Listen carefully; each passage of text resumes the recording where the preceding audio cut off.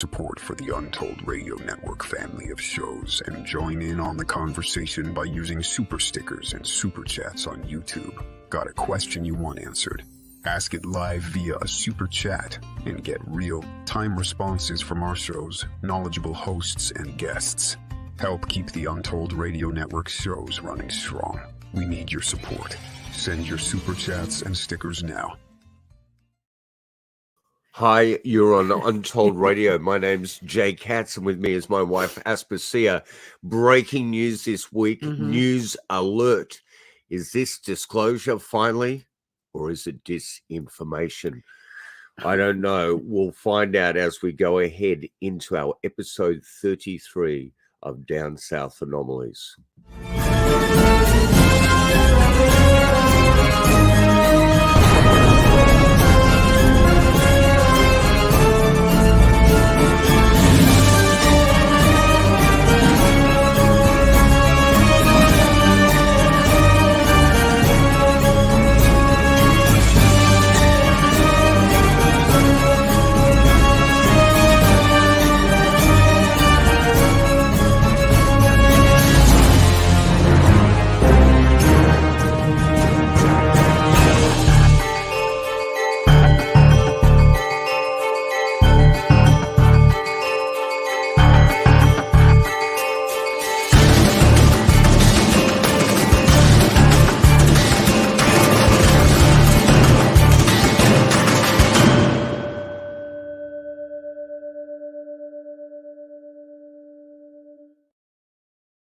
No matter where you are in the world or what time it is, it's now Down South Anomalies for the Untold Radio Network, and it's episode 33, which is a magical, mystical number. And finally, breaking news. What has been happening in the news for the last 2 weeks when it comes to ufology? Is it epiphanous or is it complete confusion? Or is it, here we go again?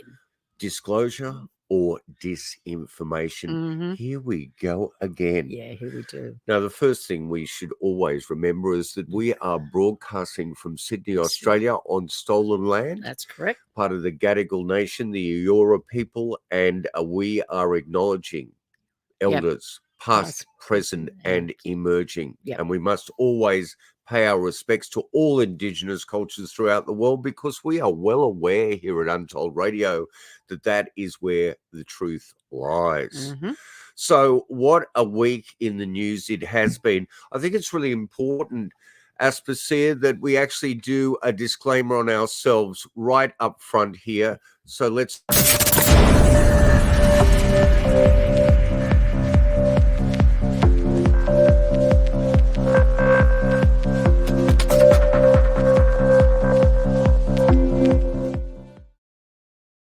And tonight, that disclaimer is not for our guests, because there are no guests. No, it is for us, it is our for opinion. you and I.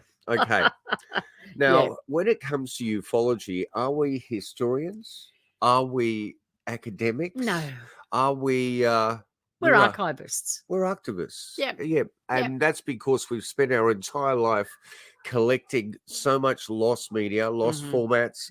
We live in a warehouse full of 60mm, 35, 9.5, Standard 8, Super 8, VHS, Betamax, the whole lot. That's for sure. What in the hell's going to happen to us? I think at the end, a mini-skip's going to come in and it's gone. No, it's not. Anyway. You know, one of the most extraordinary things I did when I was going through some archival research, I found this little ad for sellotape. And this says it all in a metaphorical sense, that I feel like the dam is breaking. The sellotape has finally lost its elasticity, its glue, and everything is pouring out into the public domain. So what is this? Oh, it's Scotch tape. Comes with the free flying saucer. So you buy a roll of sticky tape and you get a flying saucer. How brilliant. That really cents. They really fly. Wow. Yeah, that really flies. What year was that? That was back in the 60s, wouldn't it? Yeah. I'm just wondering if, I think it's the 50s. 50s, even earlier. Wow. I wonder if Bob Lazar was brought a roll of that tape. Probably not. Anyway, that is a little metaphor for tonight's program. Now, the amazing thing is this week we have been told by Australia's one and only Ross Coulter, who is now working for News Nation. Yeah, right. Big leap up since that man who's evidently been researching UFOs for years. We feel it's maybe only a few years. Yeah. Because once it twigs into a mainstream journalist that the story of a lifetime is here, they've been researching it for decades. Do you know what I mean? Yeah. But that may not necessarily be true. No. And please take note of that disclaimer. Everything we say is just part of our own perception That's tunnel. my perception. It's bound to be wrong. It's bound to be wrong.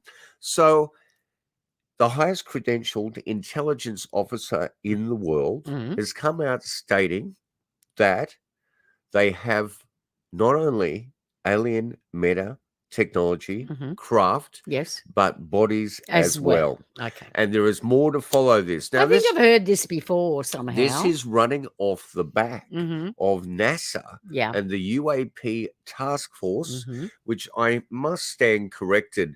I thought was a brand new thing. It's probably been there since 2017. I can't there from the beginning. Keep up with ATIP or UAPs or Arrow or whatever. I actually think they do that just to keep, things, just keep mixing them around and keep confusing. Semantics is part of the way that reductionistic thought and perception management is, thank you, Robbie Graham, is held in a box. Yeah. So, I mean, okay. So they've come out with this story. It is worldwide breaking news. And it follows on the back of the UAP task force, NASA's public forum, and the fact that they're actually now going to do, I think they've done some congressional hearings, Again. They're going to do some more. Okay. But evidently our man, David Grush, if I'm pronouncing his name properly. Grush. David Grush. Yeah. David Grush, 38 years of age, very young intelligence officer. They get him young. Yeah, and when you leave the intelligence agency, and we toured Colonel Robert Ressler, the key profiler for the FBI, the late Colonel Robert Ressler, but he told us you never leave those organizations, no matter what. Even if you want to leave, you're part of it. And that material that he has stated to the public, I think via the astounding Leslie Keane, the author who came to us with the Cometa report, they're in the New York Times, and Ross Coulter, has to be vetted through the DOD. Yeah. So the DOD, are they declassifying the fact that there are alien craft? Apparently they're saying that they're not. Oh, yeah, they are. They are. Instantly after that, they said they were not. That if you go through that department, that does, and they, once they vet you and you go public with it, that doesn't mean that they are saying that this information is true. What they're saying is that this information that they looked at, that you want to present to the public, is actually not encroaching on any, secrets. No, we did expose last week with the footage. If they're not encroaching on secrets and it's supposed to be a top secret thing, then it can't be true, can it? Now, last week we exposed what you were actually trying to state then. Is that there's a bit of doublespeak going on here, Orwellian 1984 doublespeak. Can I just give you my thing on this, and then we can go to you, who's actually done all the research, because this is my perception of this thing. I remember marriage. It has some incredible moments. You're lucky you've got it. Anyway, I remember in 1988 on the television, UFO Cover Up live. Oh, we will get to that. I know. So you can discuss that when we get to it. But I'm just saying to you, we're going back that far. And it was like they come out, they make all these claims. They say they've got, the sources, the aliens, and they want to let people know. But then they go and tell you that the aliens' favorite ice cream is vanilla flavored. Strawberry, I think it was. Oh, whatever. Get the facts right. It's strawberry, vanilla. Does it really matter? Do I really know what flavor ice cream? Discredits that information. I just went, what? Even back then, I thought, this is weird. If this is such an important, announcement, why would you even bring up what ice cream an alien likes. And I went, okay, there's something really fishy about this. All right. And so it gets put in they've told us, but have they? Maybe not. So, and this has gone on.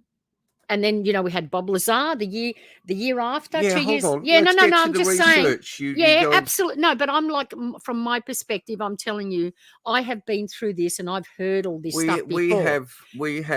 We have actually lived through so many smoking so many guns times. That's that right. we have not found an answer. They're in my nostrils. We're just dying The from paraffin, congestion whatever of the is that smoke. stuff, the paraffin smell is in my nostrils from all the smoking guns that I have. All right. But here now, that was my opinion of what's going on. But here now is the reality, because this guy has been going through the archives and finding all the material this is not definitive. Show you. No, it's not. Of course it's not. And look, I suggest if people want a really good academic investigation of what's happened, especially over the last 2 weeks, go to an extraordinary gentleman who is behind the Black Vault. Absolutely. And that is John Greenewald Jr. Now, I remember when John Greenewald Jr. came out in was it the early 90s? He started at 15 years of age. Yeah, that's what I was going to say. He was 15 years of age Information at the time. Act searches. And all these years later, because what is he now, 40-something? He's a parent, I know that much. 30-something years later, he's still at it. He's amazingly. Astounding. He's incredible. He's brilliant. And he has uncovered literally, he's had declassified literally hundreds of thousands, possibly millions of documents from the Defense Department. And he does a really good investigation into the contradictions behind the scene. And one thing we will notice today, and not in an incredibly precise way, but hopefully will lead more people to do research, is that in these incidents, some of the same names and players historically keep reappearing. Which makes it very, very suspect. For me, it's like when you see the same players over decades behind the scenes pushing this agenda, you kind of start thinking, what is really going on here? I think the first thing we should look at is just the newspaper from 1947 that tells us way back then at the beginning of Kenneth Arnold's sighting and the word flying saucer, which later developed into UFO and then became UAP, became part of the mainstream zeitgeist. That let's go back to the beginning of this before it became such a contentious article, a notion of investigation, of exploration. The army themselves stated that they had recovered a flying disc. So they're the ones that threw the not so discerning, as they would like to think, public into this conundrum. Absolutely. So it's not us. No. It's them. Yeah, so absolutely. They started that and then they went and covered it up. Yeah, exactly. Badly. But anyway. So what we're going to do is, just for the sake of revision over several of the facts, let's go back to what was possibly no more than a week or so ago when NASA held its first public meeting with lots of scientific people and members of AARO, the All-Domain Anomalous Resolution Office, to publicly speak about the fact that there are numerous anomalies out there that they don't consider a threat to national security, that they don't consider too exotic, but they still have yet to explain.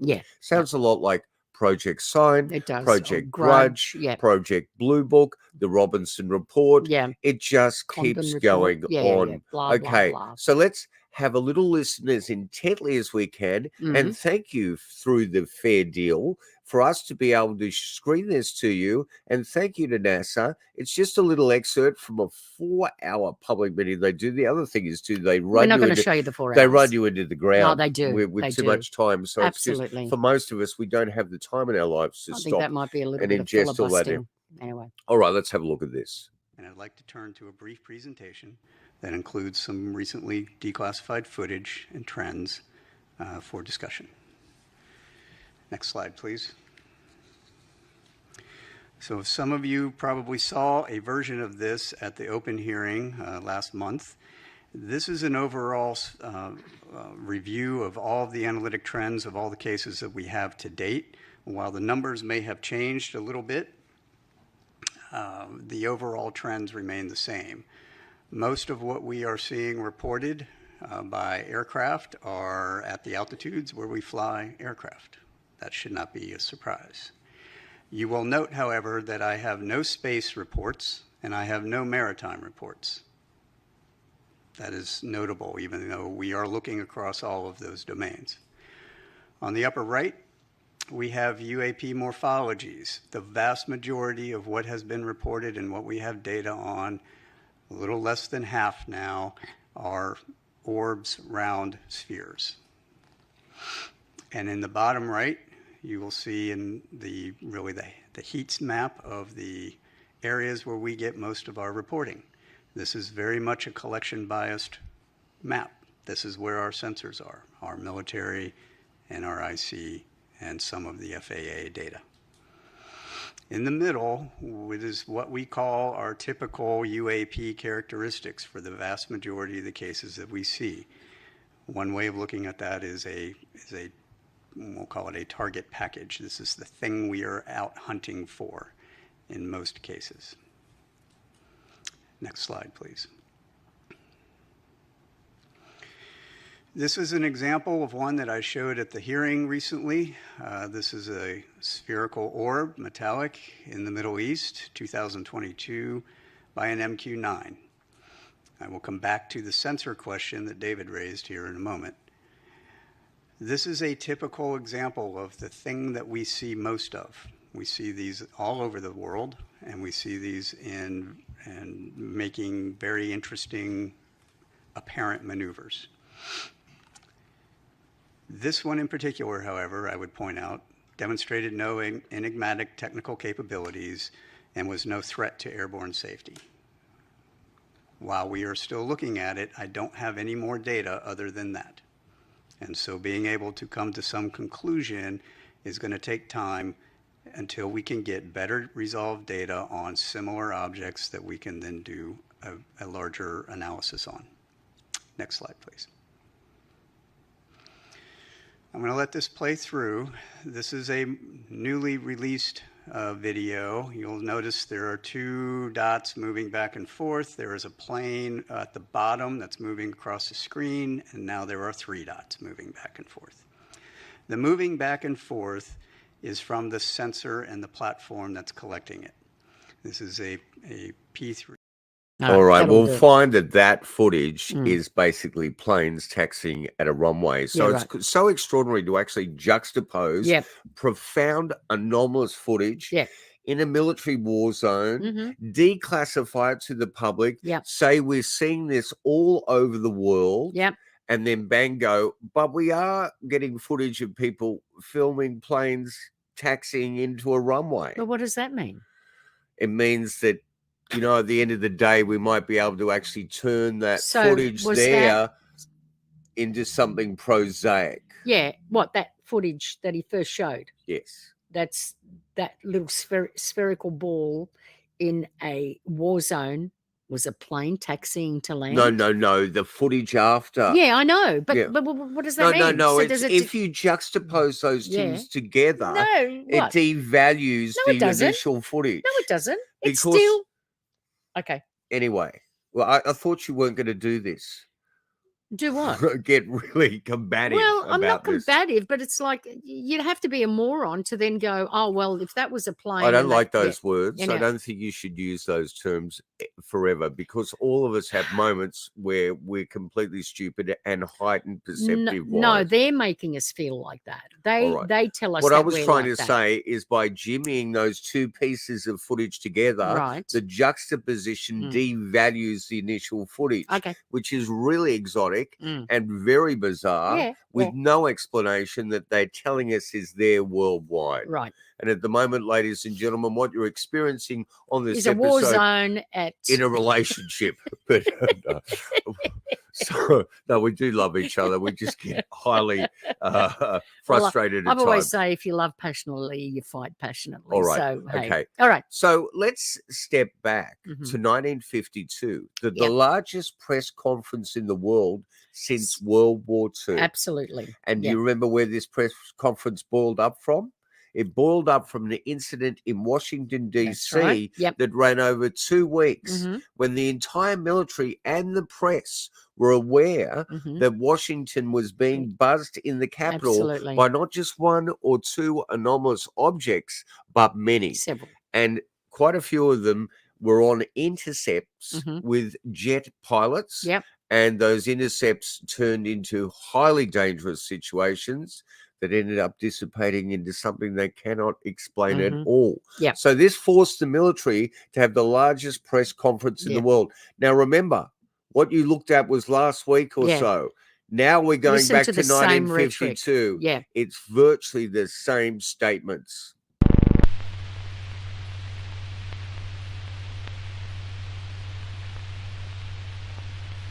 And what you see there is they're not even taking General Sanford seriously. I'm here to discuss the so-called flying saucers. The Air Force interest in this problem has been due to our feeling of an obligation to identify and analyze to the best of our ability anything in the air that may have the possibility of threat or menace to the United States. In pursuit of this obligation, since 1947, we have received and analyzed between 1,000 and 2,000 reports that have come to us from all kinds of sources. Of this great mass of reports, we have been able adequately to explain the great bulk of them, explain them to our own satisfaction. We've been able to explain them as hoaxes, as erroneously identified friendly aircraft, as meteorological or electronic phenomena, or as light aberrations. However, there have been a certain percentage of this volume of reports that have been made by credible observers of relatively incredible things. It is this group of observations that we now are attempting to resolve. Our basic difficulty in dealing with these is that there is no measurement of them that makes it possible for us to put them in any pattern that would be profitable for a deliberate, custom sort of analysis to take the next step. We have, as of date, come to only one firm conclusion with respect to this remaining percentage, and that is that it does not contain any pattern of purpose or of consistency that we can relate with to any conceivable threat to the United States. We can say that the recent sightings are in no way connected with any secret development by any department of the United States. We can say that the recent sightings are in no way connected with any secret development by any agency of the United States. Major Keyhole, as author of the book Flying Saucers Are Real, what is your opinion of these new sightings of unidentified objects? With all due respect to the Air Force, I believe that some of them will prove to be of interplanetary origin. During a 3-year investigation, I found that many pilots have described objects of substance and high speed. One case, pilots reported their plane was buffeted by an object which passed them at 500 miles an hour. Obviously, this was a solid object, and I believe it was from outer space.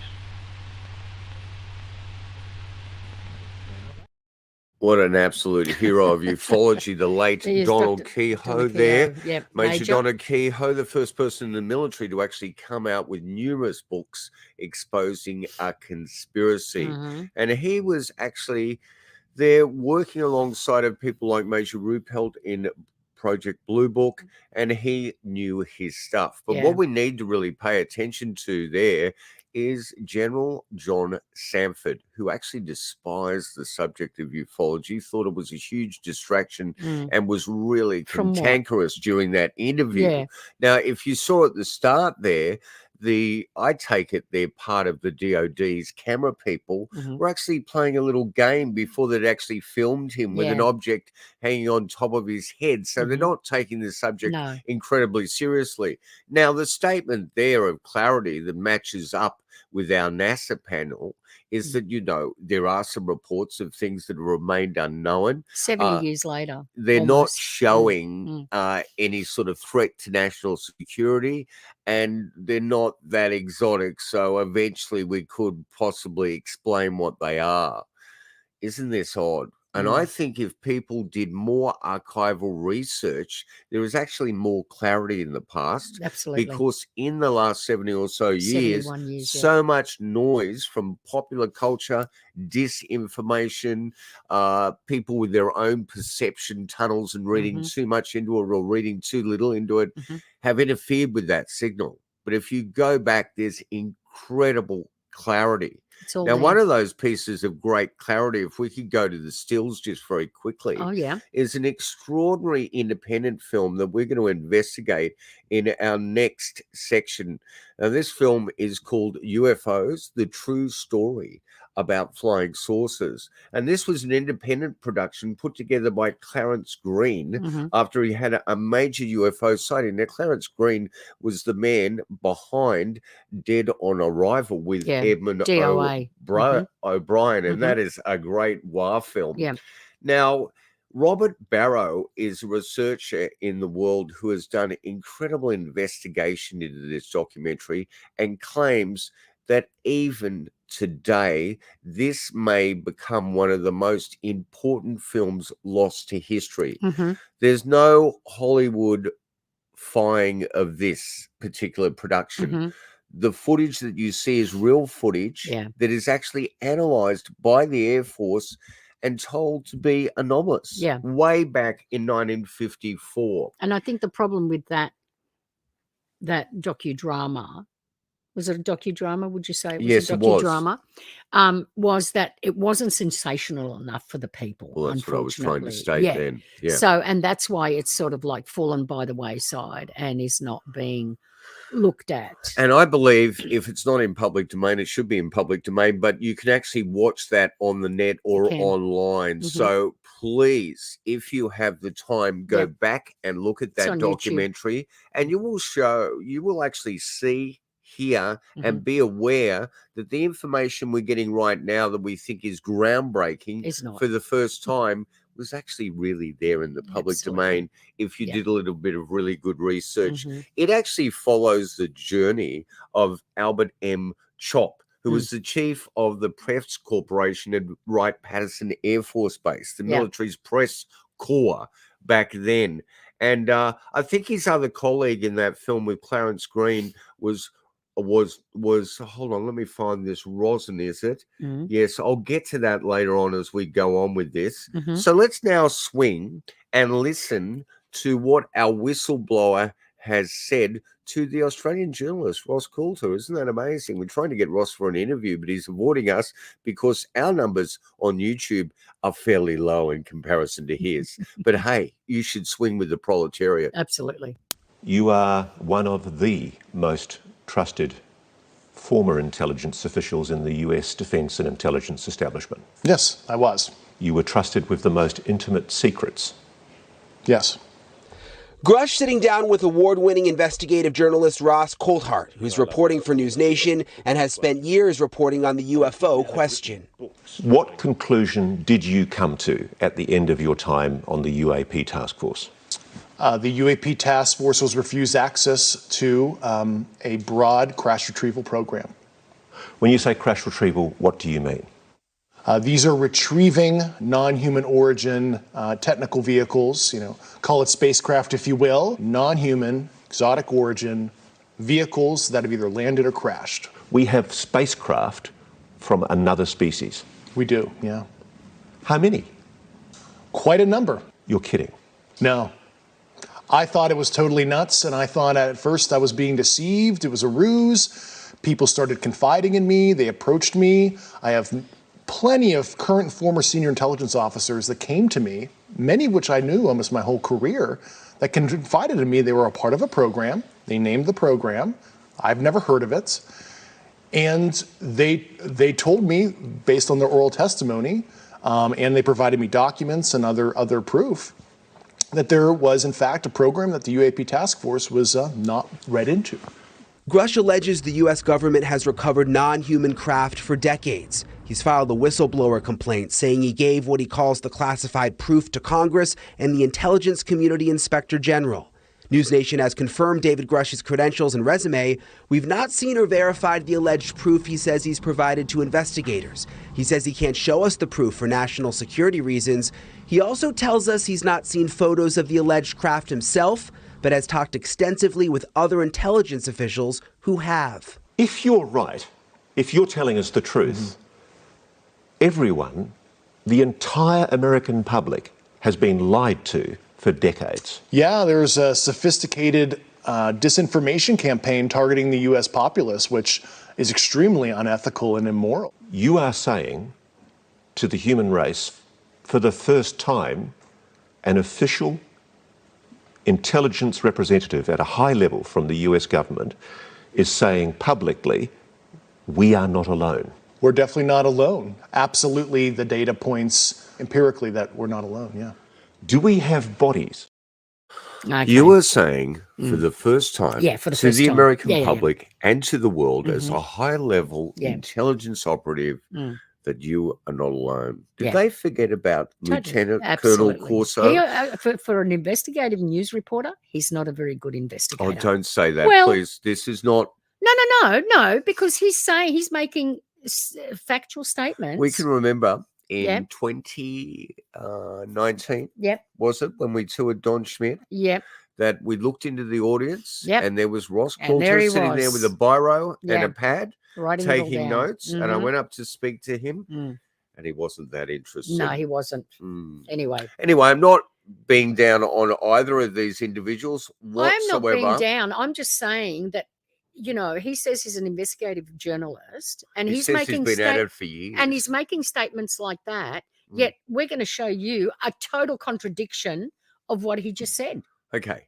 Well, let's go to another high credentialed. Maybe even higher. Yeah. This man had served active duty in World War II and Korea. Yep. He was the President Eisenhower's National Security Council. He was the president of Eisenhower's National. He was the chief of the Pentagon's Foreign Technology Division. There you go. And in 1997, on the 50th anniversary, when He Who Doth Protest from the Pentagon released, I think it was their second report, sort of bringing in the crash test dummies scenario. I could be wrong there. No, that's what it was. Out comes this book, the day after Roswell, stating that he was actually slipping out of the research and development department into industry aspects that were retrieved from crashed sources. Virtually the same freaking story. Let's go there.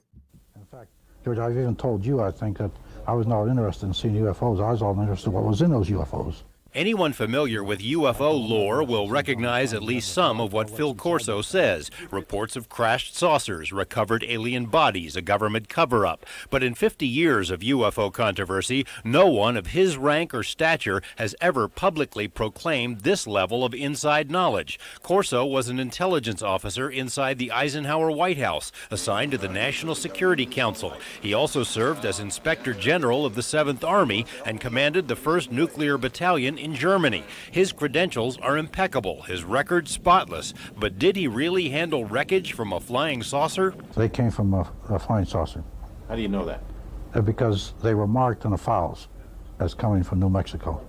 Roswell. Yes, Roswell. Roswell, of course, is the most famous alleged UFO crash site in history, a story which the Air Force has tried to bury once and for all. Corso says that Army Research and Development not only had pieces of wreckage in its possession, but also reports and photos from an autopsy of an alien cadaver. I had the reports. See, the Walter Reed, the laboratory Walter Reed, was our laboratory. We financed it. He was part of the guidance system, or it, whatever it is, because it has no sex organ, the thing. It was part of the guide system. That's why we failed in propulsion. Corso says the Army kept the material and bodies secret because of potential enemies within the U.S. government, interests which might take over the program and destroy the reputations of those involved. He thinks the secrets are still being kept, but doesn't know by whom. Twice in the past few years, Corso has testified before Congress concerning secret activities within the Eisenhower White House. He's been thoroughly checked out and his information confirmed. But his most sensational allegation is one which American industry isn't going to like at all. Corso says the Army spoon-fed recovered alien technology to American industry, resulting in some of our greatest technological advances. The number one was the integrated circuit. Number two in importance was laser, because I had some laser instruments also. Then fiber optics. Such sensational claims have invited harsh criticism, but Corso doesn't mind. He names others who knew what he knows, and it's an exclusive club, he says. General Marshall, General Trudeau, General MacArthur, von Braun, Olbert, Wilbur Smith from the... I thought, I'm in good company. That's the company I'd rather be in, with those kooks. Those kooks, you can actually go through and make a note of those kooks and check their quotes. Yeah, and their Oberg, they're very freaky, those quotes back then, stating that actually they were aware of something else, even assisting in the American Apollo program in terms of technology and inspiration. Can I just say quickly, the difference between General Corso, Colonel Philip Corso, and David and Grush, the Grush guy, is that Grush is recanting stories that he's been told. Yeah, he saw nothing. He hasn't seen anything. He wasn't part of the program. Yeah. He was just told by other operatives. Which is something about the most UFO investigators, they want to see more than Absolutely. that. They want to see ground traces. They want to see photographic evidence. They want to hear first-hand witness accounts, not second-hand. Yeah, but Philip Corso, he's seen it. He's seen this stuff. He's part of it. Supposedly. Well, supposedly, but I'm going by what's being reported. Okay. So, to have said that never before has anyone in a high position come out to make these claims is preposterous. Well, that's a ludicrous statement. Absolutely ludicrous. Because many people here it is. On high levels, and Don Schmidt has hundreds of eyewitness accounts, and some of them with high up ranking generals again. So I suggest you get in touch with Don Schmidt and have a look at his extensive research. Absolutely. But it really is contradictory. And it's like, how was Corso dismissed so easily? If we just use our common sense here, a highly credentialed, decorated, medaled, and awarded member of the U.S. military at the end of their life decides to write a book to destroy their entire credibility completely with these exotic notions. Excuse me. That's absurd in itself. Absolutely. But there is a marker of David's story so many decades ago, exactly the same thing in many, many ways. Now, I believe that there is more material, and we'll show you a little news piece alluding to more material that's coming out from David. Sure. That may actually speak about this metamaterial being used in research and development for commercial and military applications. Yep. Now, what I did notice in that film clip, standing next to Colonel Corso is Dr. Hal Puthoff. Okay, who now, is? Dr. Hal Puthoff, you may be aware, was part of the incredible legacy given to the world by Mr. Blink 182. Tom DeLonge. Yep. Yes. Yep. And so he's part of the Academy to the Stars. To the Stars Academy had Hal Puthoff in there. Yeah. And another voice you're going to be hearing repeatedly, and I've done an interview with this man. I sent a film crew to Las Vegas for the first Australian Bob Lazar interview in the 90s, is George Knapp's voice just keeps repeating. Now, I'm not alluding that there's anything dodgy here, apart from the fact that these people seem to be repetitive funnels for this information they're in the reappearing, being readdressed background. all the time. And for me, it's almost like they pick some schmuck. Don't say that. Let's go there. I'm going there. They pick, and who doesn't want to be the person that breaks this most amazing story most to the world? thing in the world. They're telling me I'm not interested in being that person. They're telling me that I can go out there and tell everyone that aliens are real. Flying saucers are coming here, and we're not alone. Everybody wants to be. There's a line from here to the moon. You know, you need to get to the back of that line to be the person to break that story. So it seems to be every so often, for whatever reason, they go and pick someone. Not that long ago, just before, you know, how many years ago was it when they picked Mr. Tom DeLonge, who was going to come out and tell us all, you know, it's like, oh, come on. Still an guys. assumption that they picked Tom, and Tom Well, no, didn't they one pick day him. wake up and go, I'm going to get this happening myself. No. Oh, but yeah. I want to ask so you. he had access to all those people in the Defense Department. Really? I want to ask I don't you, think so. Aspasia. Yes. What has happened to the Two Stars Academy? I don't What's know. Happened what to has how, happened to it? It's all gone quiet now. It's gone quiet. I think Because people have left it. There's a new kid in town. Yeah. There is a new kid in town. Yeah. Now, we must admit, too, that George Knapp and Jeremy Corbell, and I got his name wrong last time, so excuse me, Jeremy, and he's done some amazing documentaries, and they have been releasing some astounding footage. But what surprises me is they managed to get Defense Department footage and then have it declassified to the public.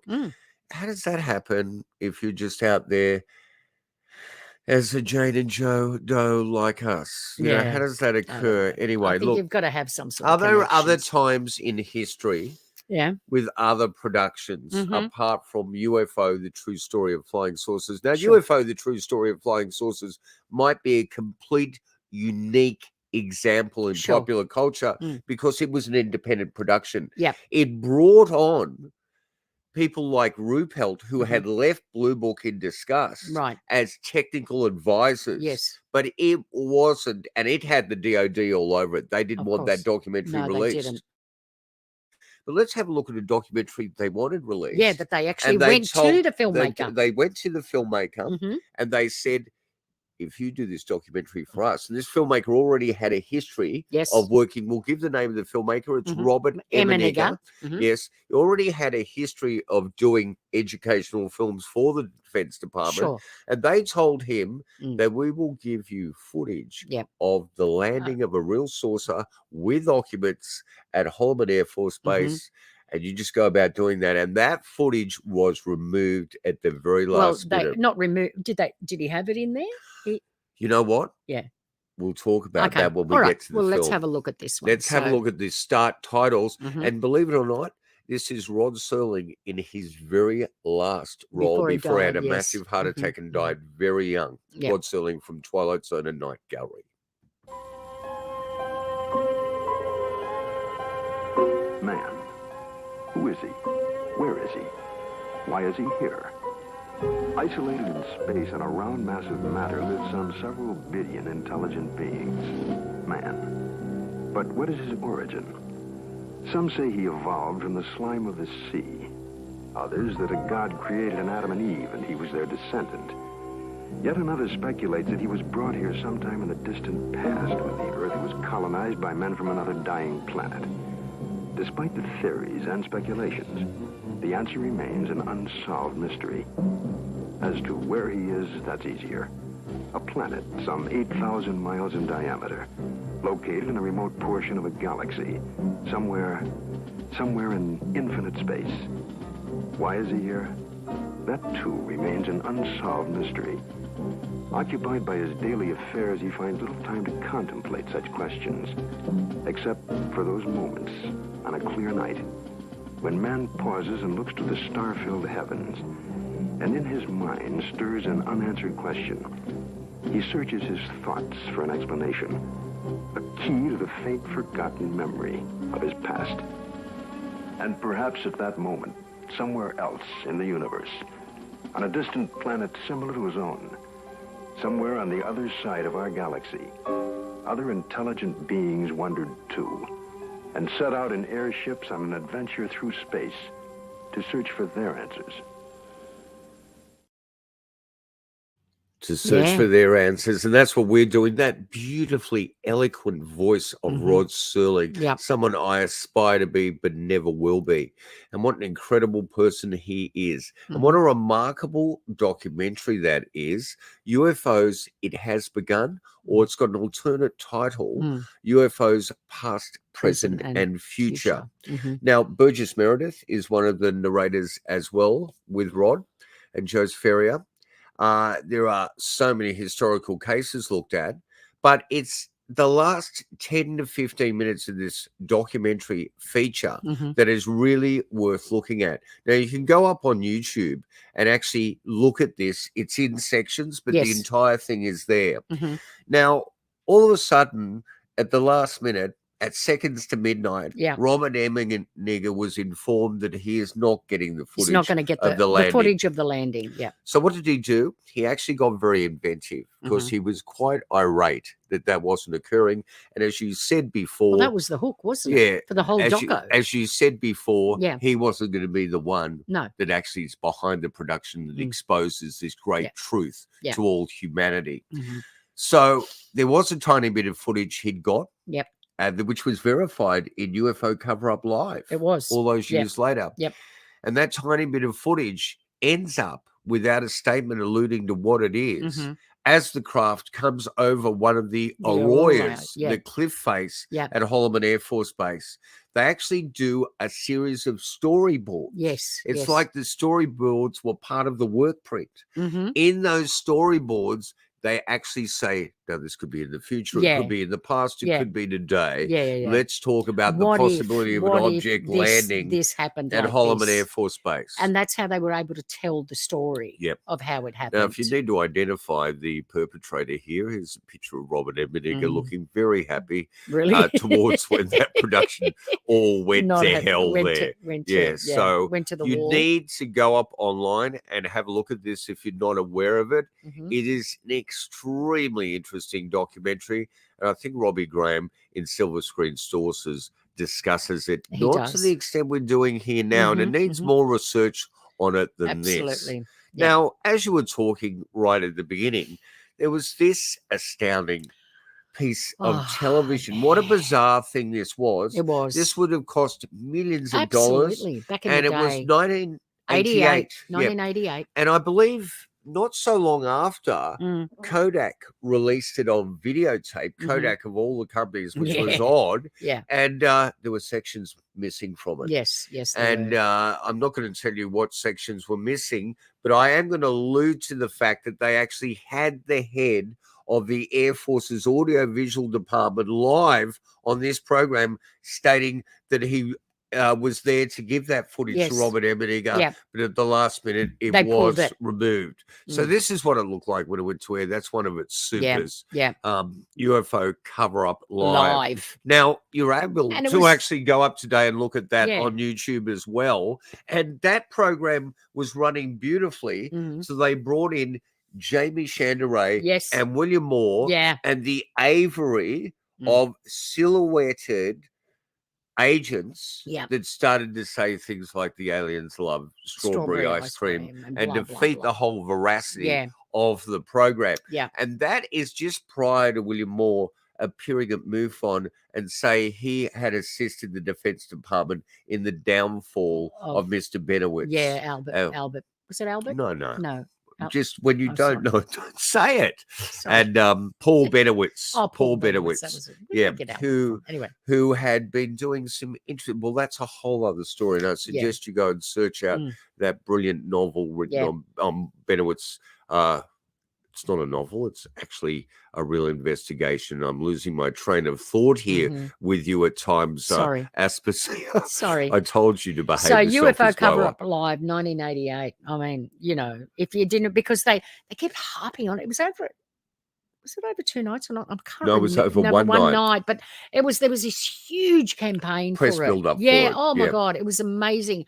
And I don't know how many people tuned in, but I tell you, I definitely tuned in. And it was that thing of alluding to the world. They had Russian researchers. They had researchers from all over the place. And it was supposed to be, they said that it was it was live all over the world. But, Just to timelines, they actually, you know, Yeah. they had it at different times. Yeah, but it was going live to all, you know, all the Western countries. And it came out of Washington, D.C., and it was starring the man from one of your favourite shows, MASH, Mike Farrell. Mike Farrell, Yes, who that's played right. BJ Honeycutt. Okay, we're just going to listen again to the profoundly courageous and totally ahead of his time, the man who gave us NICAP, and that is Donald. After 1 year's investigation, I believe that the flying saucers seen by veteran airline and Air Force pilots are objects from another planet.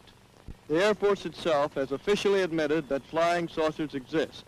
This statement appears in Project Saucer Case number 75. Not only that, the Air Force has officially analyzed the motives of possible visitors from space. Here is a direct quotation from the official report. Such a civilization might observe that on Earth we now have atomic bombs and are fast developing rockets. In the past history of mankind, they should be alarmed. We should therefore expect at this time above all to behold such visitation. Now, I wonder if Stanton Freeman actually got that line from Donald Kehoe, Maybe. that the kids have got a hold of the matches, and it was atomic energy. And if you look at the work of Robert Hastings, you are well aware, decades of research there. A family member, a parent, I believe, that was part of those nuclear military establishments, and the amount of incursions, fiddling with intercontinental ballistic missiles, nuclear ICBMs, warheads, and that are impossible to fiddle with the launch codes going down in sequence. That is unbelievable information, extraordinary information. There, Donald Kehoe, that same rhetoric back then, what a courageous man he was. Let's have a look at the wake of David and the whistleblower narrative, that it's actually pushing out what appears to be, to me, and I'm not being rude here, appears to be lookalikes within the military establishment, telling now there are other people flocking to us. This is like the Me Too movement of ufology. Right. Okay. Now, Lieutenant Ryan Graves was the first U.S. active duty Navy fighter pilot to testify before Congress about his experience witnessing UFOs. Lieutenant, good morning. Thank you for being here. My pleasure. Thanks for having me. Great to have you. So can you describe some of your own experiences with UFOs? Certainly. As an F-18 pilot, we were flying off the coast of Virginia Beach, and we were almost on a daily basis seeing on our radar, on our cameras, and with our eyeballs, objects that weren't supposed to be there. We were seeing dark gray or black cubes inside of clear spheres that were operating anywhere from stationary, zero airspeed, even in the wind, all the way up to upwards of 1.1 to 1.2 Mach, which I've personally witnessed. So lawmakers have signaled a hearing on some of these new revelations is coming, and you've said in previous interviews this is an issue of national security. Graves, Grush, and you must admit he does look very similar to David. Well, maybe it's not. Yeah, maybe it's not clone, but it's a certain type of person that goes into the military. Or a certain type of haircut. Well, you know. I suggest at this point we go back to the angry man himself. In France, like America, the flying saucer mystery makes headlines. A young Frenchman photographed this flying saucer, or is it, from a mountainside in central France. Military officials, suspecting that the object was a meteorological balloon, send one aloft and photograph it. But comparison shows a striking contrast, and puzzled officials wonder, what was it? In Washington, ghost-like objects dart across the radar screen at the CAA Traffic Control Center at National Airport for several hours, traveling more than 100 miles an hour. Air Force jet fighters spend several hours chasing the objects plotted on the radar scope. General Sanford, Air Force Intelligence Director, confirms that the objects are not secret American weapons and reiterates the Air Force's obligation to investigate. In pursuit of this obligation, since 1947, we have received and analyzed between 1,000 and 2,000 reports. Oh, yeah, we're well aware of John there, but, you know, he just kept appearing. That press conference was used as file footage for a long, long time, and that became the official line behind the scenes. There is a tiny amount of small reports there that could be something, but they're not a threat to national security. You actually need one report that's real, and that's enough. What's the blowback from David Grush? I don't know.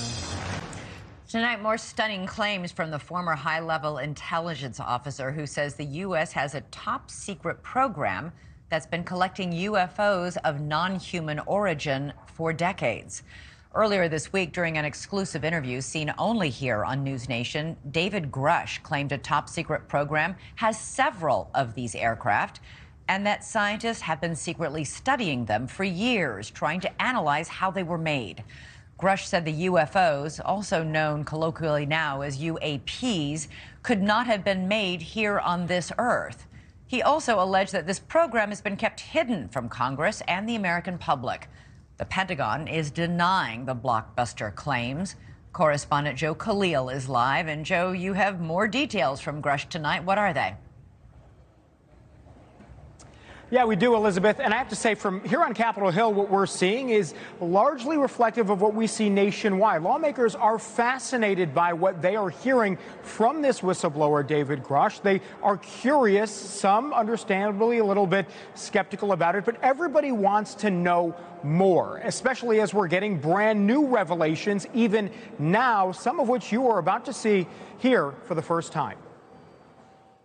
Even more new revelations from former Air Force intelligence officer turned whistleblower David Grush, detailing never-before-shared secrets over what he claims is a government cover-up about flying aircraft that couldn't have been made by human hands. A lot of them were very large, yeah.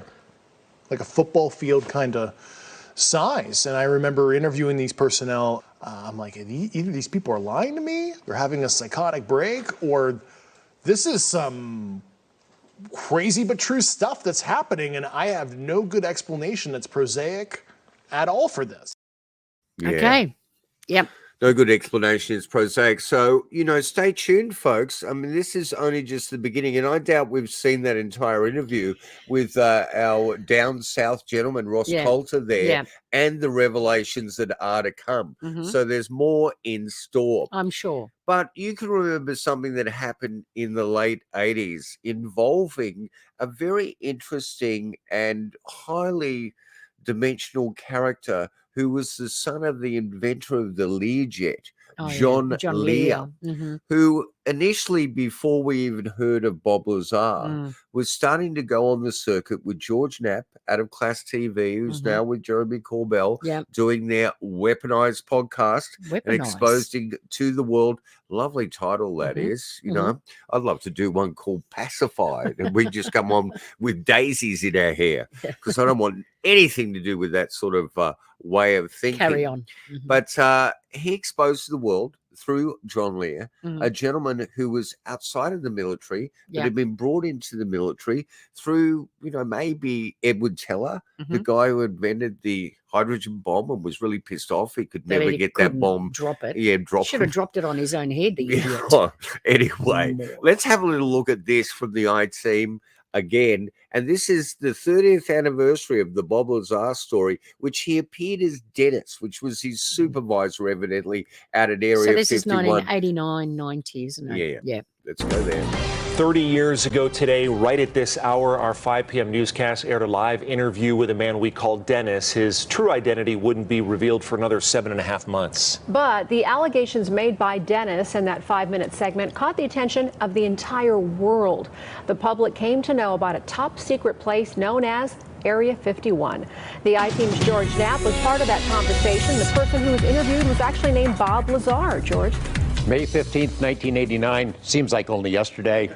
Not really. I was the co-anchor of the 5 o'clock news with Paula Francis, and our newscast back then featured a nightly interview segment. The guest we had scheduled for that day bailed on us at the last minute, so I placed a call to famed aviator John Lear because he'd been telling me he knew someone who'd been hired to work at an ultra-secret military base near Groom Lake. We had no idea the interview would still be of interest 30 years later.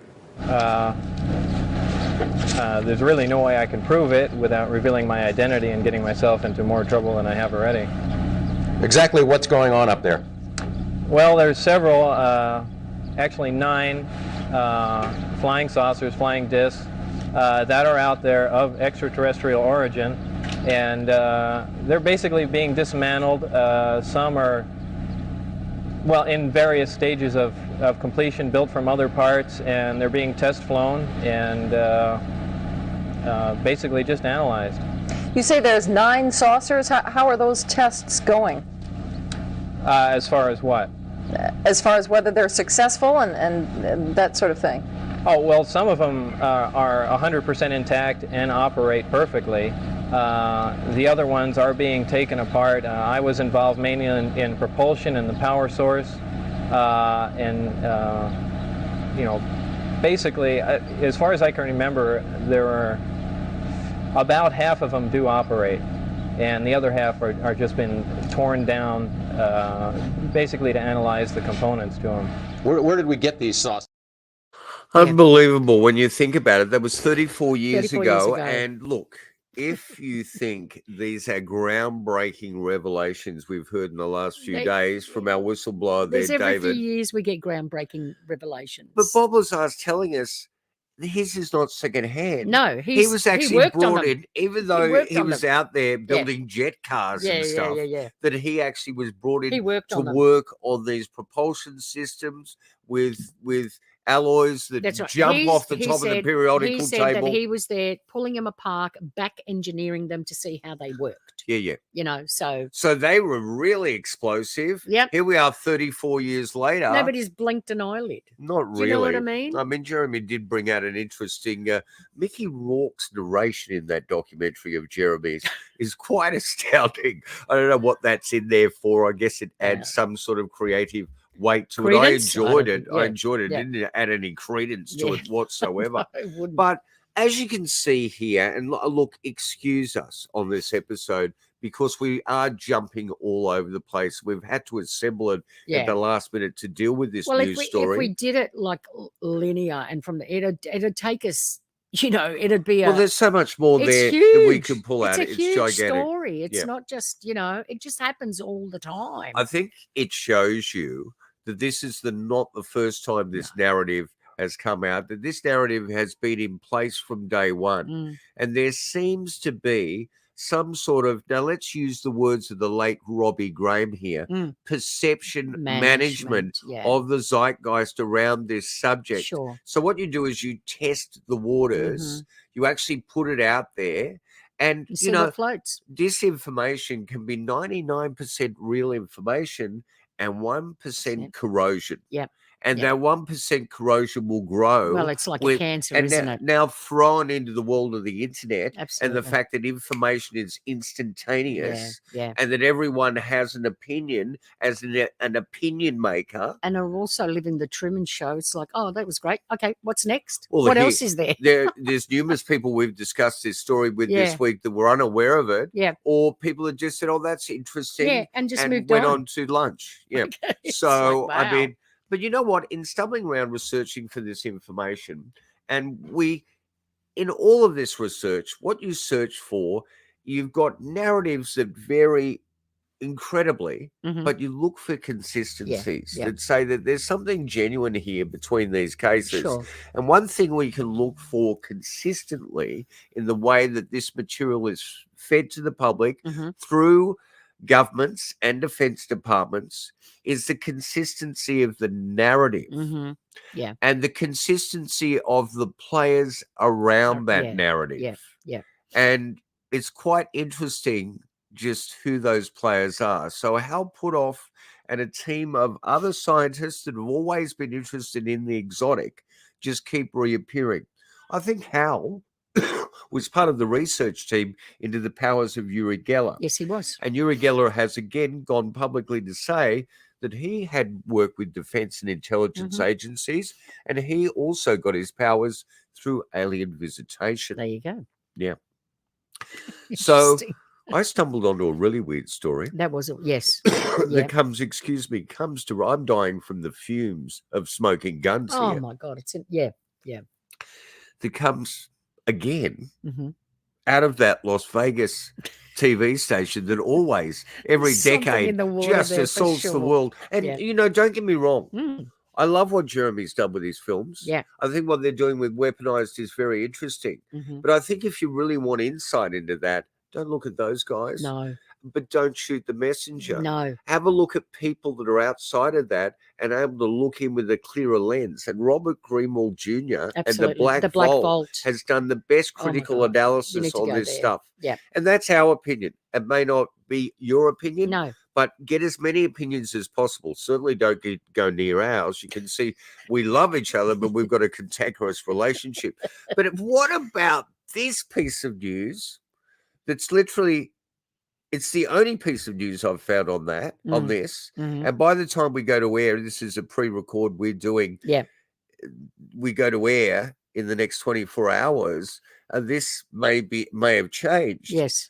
But this comes straight out of that same TV station. Absolutely. And it's only about a month old. And this is truly bizarre. Yeah.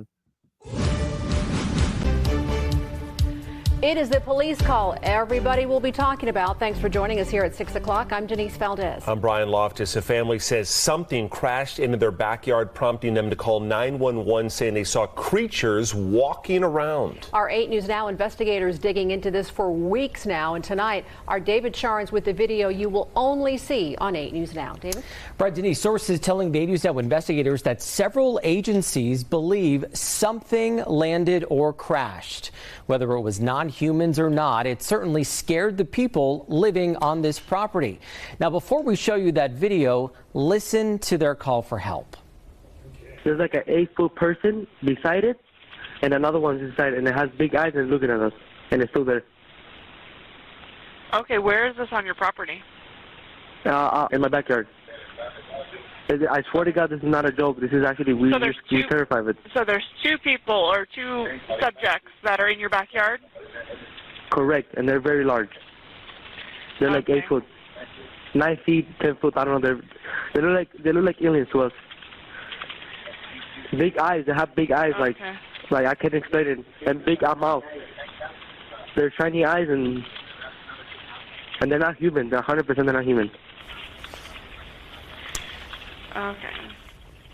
Well, the 8 News Now investigators obtaining video as officers then responded to the call you just heard. You'll see the officers also saw something in the sky that night, but the big question is, what was it, and is it all connected? Leave her alone. It's almost midnight on May 1st when a Las Vegas Metro Police officer's body cam catches this, something flashing low in the sky. 911 emergency. Minutes later, there's like an 8-foot person beside it, and another one's inside, and it has big eyes and looking at us, and it's still there. Someone calls 911 reporting 2 large figures in their backyard. No, I'm so nervous right now. The 8 News Now investigators obtaining another officer's video as he's sent to the Northwest Valley home. I have butterflies, bro. Everyone saw a shooting star, then these people say there's aliens in their backyard. By now, it's more than an hour after that bright light. Officers meeting up with the caller and his family. What'd you see? It was like a big creature. A big creature? Yeah, like around 10 feet tall. I'm not going to BS you guys. One of my partners said they saw something fall out of the sky too, so that's why I'm kind of curious. Did you see anything land in your backyard? Or they see like a big, that's what they say. They see like a big something with light. What I saw right now, I do believe in it. Police walk into the backyard to investigate, but Metro blacked out that part of the video because it's considered private property. What's clear, they're taking this call seriously. Hey, this might sound like a really dumb question, but did you guys see anything fall out of the sky? Asking others what they saw. I would normally discount it as nothing. However, seeing as one of my partners said they saw it too, only reason I'm actually investigating it further. That investigation turning up no concrete answers as of Wednesday. Whatever or whoever fell into that yard, long gone within minutes. Oh, hey, it does 9 foot. You know what? I'm going to say, I'm going to go on the record to say that is a more groundbreaking story than our military whistleblower. Yeah, yeah. Now, that sounds absurd and ridiculous, Well, but I'll tell you why. Mm. There is police that can confirm there was something in the sky. There There's are other footage. eyewitnesses. There were footage of that.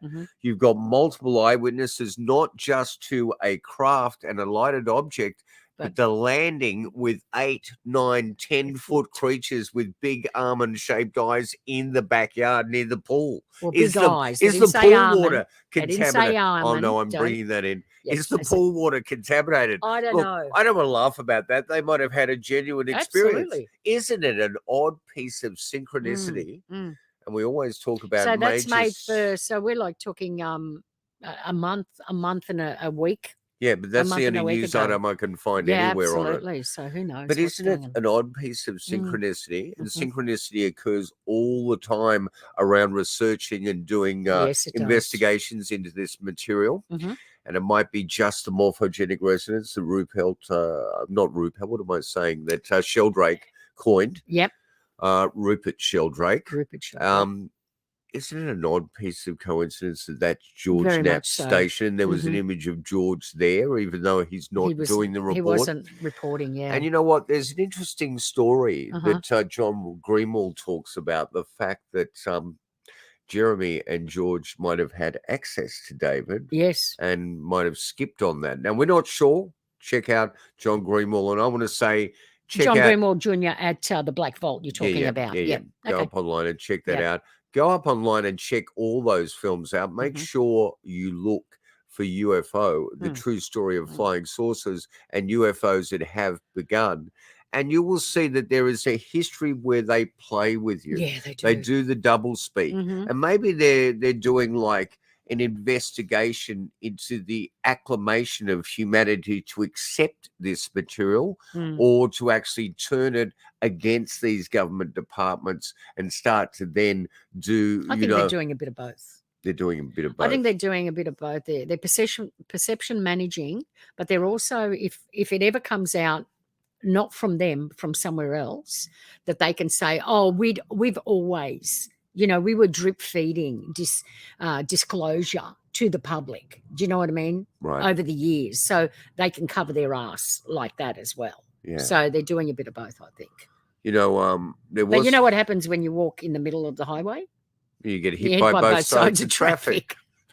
And that's what's happening here. Well, anyway. You know what? I think at the end of the day, all of us have a very unique way of perceiving this phenomenon. We have a personal way of perceiving it. Some people don't care.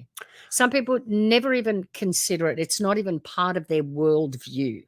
Other people are too obsessed with it. You know what I mean? Well, I think people that have been touched by the phenomena are traumatized by it too. They're not the people I'm talking about. Then there's the people who've actually gone through something that's totally skewed their whole worldview. It's just shattered their worldview. So there's lots of different ways to perceive this phenomena, and there's lots of different reasons for perceiving this phenomena.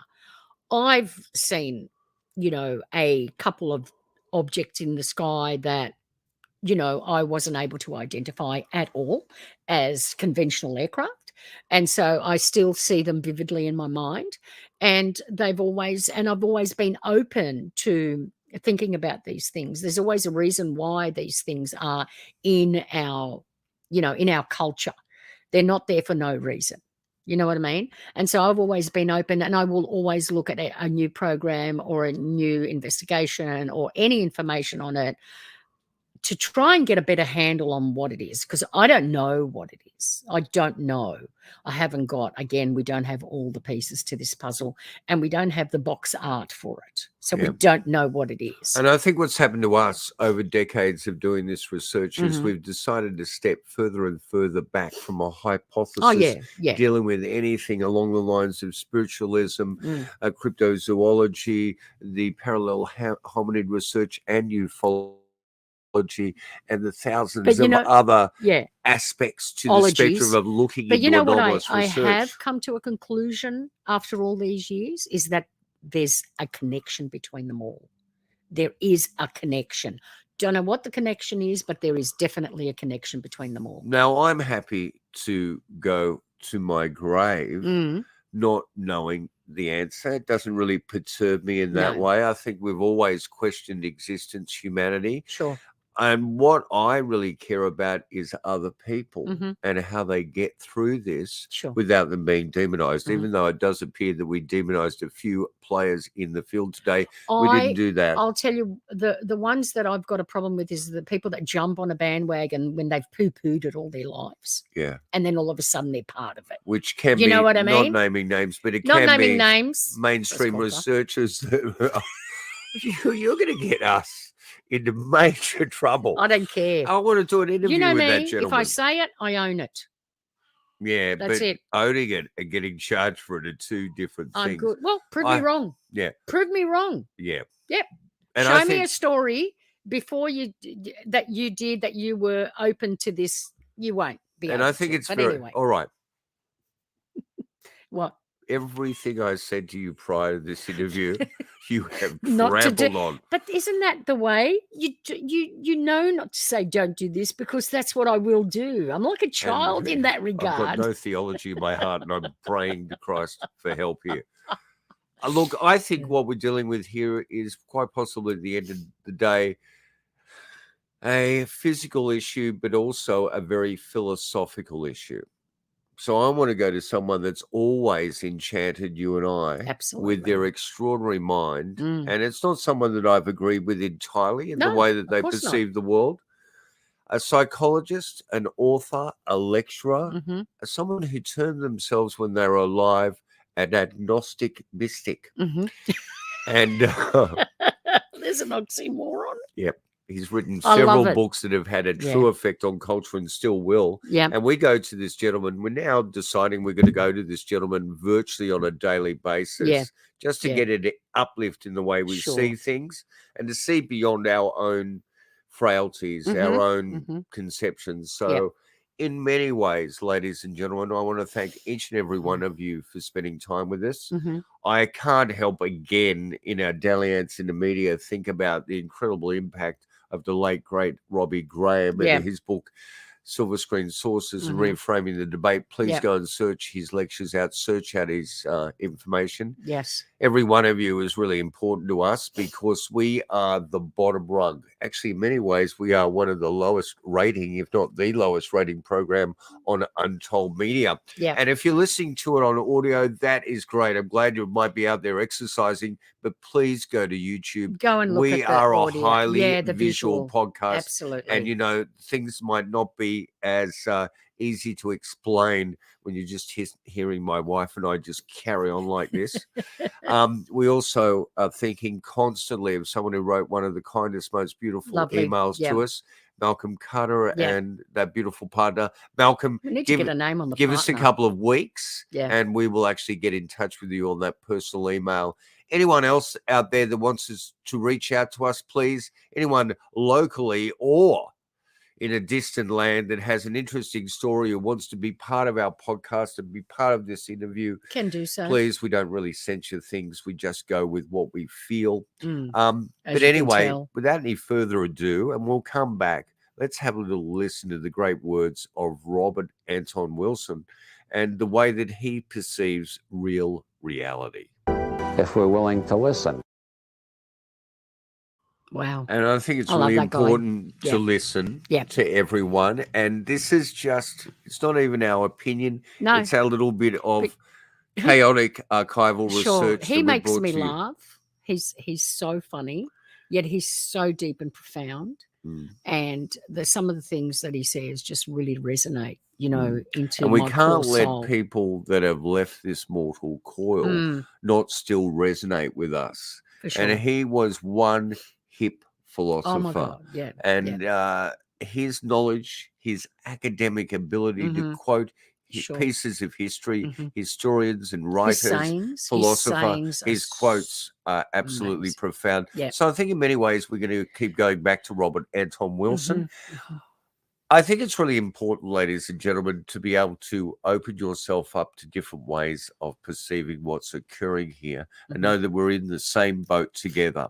Thank heavens for people like Doug Hychek Mm. and the Untold Radio Network, which is a whole bevy of different opinions Absolutely. and different approaches. Mhm. We need to actually get their little promo up because Doug and Alex, that beautiful son, are offering a whole lot of ways to be connected. Hey, Untold Radio Network fans.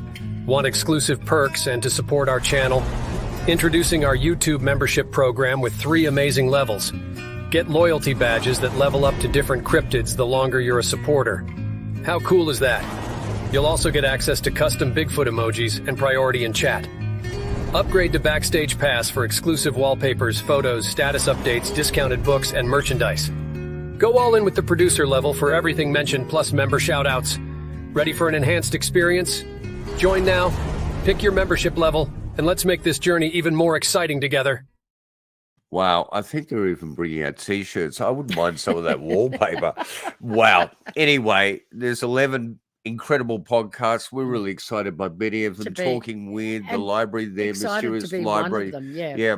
Sasquatch Outpost. Actually, every single podcast has incredible merit and different approaches and different ways of perceiving this. And that's because different perception tunnels. They've got their reality tunnels. That's right. You know? But what we shouldn't do is shame anyone for their reality tunnel. We should just listen. And if we don't agree with it, just walk away quietly and regroup. I don't know what to say. I would say that, I'm not going to go there. But anyway, it is with so much love in our hearts that we end this episode 33. Absolutely. Is it disinformation or is it disclosure? Disclosure. A bit of both, I think. I think it's a bit of both. I think we are progressing in an odd way. And I think at some stage that dam is going to break. But the answer to all this... stop poking, just putting their fingers in those dikes. Just let it burst. Let it go. I think the trouble is, at the end of the day, the answer may be so far beyond our comprehension that it won't be an answer for us. It'll just be another series of questions. And that's why we must never shoot the messenger. No. We should distinctly examine the message. And we should go to the best researchers out there, people like Richard Dolan and John Greenewald, who've been doing it for years. And know their stuff. And it's not us. We're just a little bridge into counterculture and our ability to actually kick up interesting... That's my thing. My problem sometimes is that I see stuff and I hear it or I hear something and it sticks in my mind. And when I hear somebody contradict it or says... I'm like, no, hang on. That's not right. That's not true. Let's go back. And then you find all this information. You go, wow, what they're feeding us now is a bunch of hokum. Yeah, well, I don't think they're actually feeding us a bunch of hokum, but I think what they're feeding us is something that we've all lived through before. And let's not get too excited till that baby is born. Throwing it out of the bath. And throwing it out with the bath water. Anyway. I don't know what we're talking about. We're absolutely exhausted. I don't know where you went with that analogy then, but anyway. Let me just tell you, we have been living through a crazy moment in Sydney. All our rents have gone up. Our cost of living has gone up. It's really difficult for all of us to survive here at the moment. We still rent in our 60s. But we are. We haven't got much super. But you know what? Super. We are well aware the majority of other people are out there in far worse positions than we are. But this week we have been surrounded by the most corrupt property development and threatening our basic physicality. But we've lived through it. You always live through it. And we took our grandson in and he had a great night and walked out there under a backhoe that was throwing garbage that nearly took his life away and he was okay. Absolutely. But the point of fact is that it's all about living your life to the fullest every day. So don't beat up on others. Don't beat up on yourself. Try and find some way to distract. And that is the muffled screams of our cat. We're going to let him from the front. Hear, but he's lost his hearing at 18 years of age, and he is just... We've relegated him to the top of the building, and he's us out, pounding at that door. Anyway, without any further ado... We will be back next week with... who knows what developments? You just don't know, do you? Yeah. Because last week when we ended the show, I definitely didn't think we'd be doing this show. No, we had some interesting interviews lined up and we've got some interesting ones to come. Absolutely. So take good care out there. Our hearts with you, Malcolm, Robbie's family, and everyone else for listening and watching. You've been on Down South Anomalies, episode 33, and we are absolutely proud and touched to be part of the Untold Radio Network.